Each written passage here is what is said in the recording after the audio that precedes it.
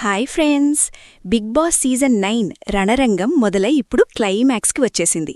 15 వారాల డ్రామా, గొడవలు, ఎమోషన్స్ తర్వాత హౌస్లో మిగిలింది కేవలం 5 మంది. మరి ఆ 50 లక్షల ప్రైజ్ మనీ, ఆ కొత్త కారు గెలుచుకునేదెవరు? సోషల్ మీడియాలో జరుగుతున్న రచ్చ ఏంటి?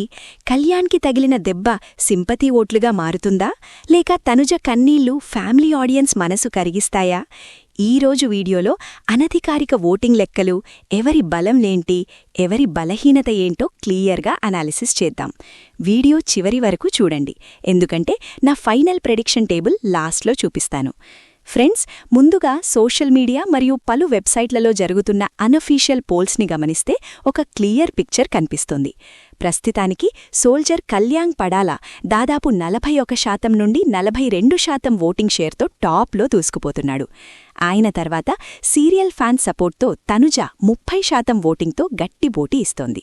ఇక మన ఎంటర్టైనర్ ఇమ్మాన్యుయల్ 3rd ప్లేస్లో, డెమన్ పవన్ 4థ్లో, సంజన 5th ప్లేస్లో ఉన్నారు. కానీ ఫ్రెండ్స్, బిగ్ బాస్లో ఒక్క ఎపిసోడ్ చాలు తలరాతలు మారడానికి. అది ఎలాగో ఇప్పుడు చూద్దాం. మొదటి కంటెస్టెంట్ మరియు ప్రస్తుతానికి టైటిల్ ఫేవరెట్ కళ్యాణ్ పడాలా ఒక సామాన్యుడిలా సోల్జర్గా హౌస్లోకి అడుగుపెట్టి మిస్టర్ కూల్గా పేరు తెచ్చుకున్నాడు. హౌస్లో ఎంత గొడవ జరుగుతున్నా తను మాత్రం చాలా మెచ్యూర్డ్గా డీల్ చేయడం ఆడియన్స్కి బాగా నచ్చింది. అయితే ఫైనల్ వీక్కి కేవలం 2 రోజుల ముందు టాస్క్లో తలకు గాయమవడం ఇప్పుడు బిగ్గెస్ట్ ట్విస్ట్. సోషల్ మీడియాలో కళ్యాణ్ ఆర్మీ ఈ విషయాన్ని బాగా హైలైట్ చేస్తూ ఆయన డెడికేషన్కి ఓట్లు వేయమని క్యాంపెయిన్ చేస్తున్నారు. ఈ సింపతి వేవ్ కళ్యాణ్ని విన్నర్ సీట్లో కూర్చోబెట్టే ఛాన్స్ 90% ఉంది. కానీ ఒక నెగటివ్ పాయింట్ కూడా ఉంది. ఇమ్మాన్యుయల్తో కలిసి గ్రూప్ గేమ్ ఆడాడని, నామినేషన్స్లో సేఫ్ గేమ్ ఆడాడని కొందరు రివ్యూవర్స్ విమర్శించారు. అయినా సరే ఆయనకున్న న్యూట్రల్ ఓటింగ్ చాలా ఎక్కువ. ఇక రెండోది మన సీరియల్ క్వీన్ తనుజ పుట్టస్వామి. ముద్దమందారం పార్వతీగా తెలుగు రాష్ట్రాల్లో ఆమెకున్న క్రేజ్ మామూలుది కాదు. హౌస్లో ఆమె బలం, ఆమె ఎమోషన్. రీసెంట్గా ఫ్యామిలీ వీక్లో తన కోస్టార్స్ని చూసి ఆమె ఎమోషనల్ అయిన తీరు ఇంటర్నెట్ని షేక్ చేసింది. ఈమె రియల్, ఫేక్ కాదు అని ఆడియన్స్ నమ్మేలా చేసింది. కానీ తనుజకి ఉన్న పెద్ద మైనస్ ఏంటంటే నాగింగ్. కిచెన్ విషయంలో గానీ, చిన్న చిన్న విషయాలకు గానీ ఆమె ఎక్కువగా గొడవపడుతుందని, ఏడుస్తుందని ఒక సెక్షన్ ఆడియన్స్ ఆమెకు దూరంగా ఉన్నారు. అయినా సరే లేడీ ఓటర్స్ మరియు ఫ్యామిలీ ఆడియన్స్ పవర్తో ఆమె రన్నరప్ అయ్యే ఛాన్సెస్ పుష్కలంగా ఉన్నాయి. నెక్స్ట్ జబర్దస్త్ ఇమ్మాన్యుయల్. కమీడియన్గా వచ్చి ఒక స్ట్రాటజిస్ట్గా ఎదిగాడు. హౌస్లో ఎంటర్టైన్మెంట్ లేనప్పుడు ఇమ్మాన్యుయల్ పంచులే దిక్కు.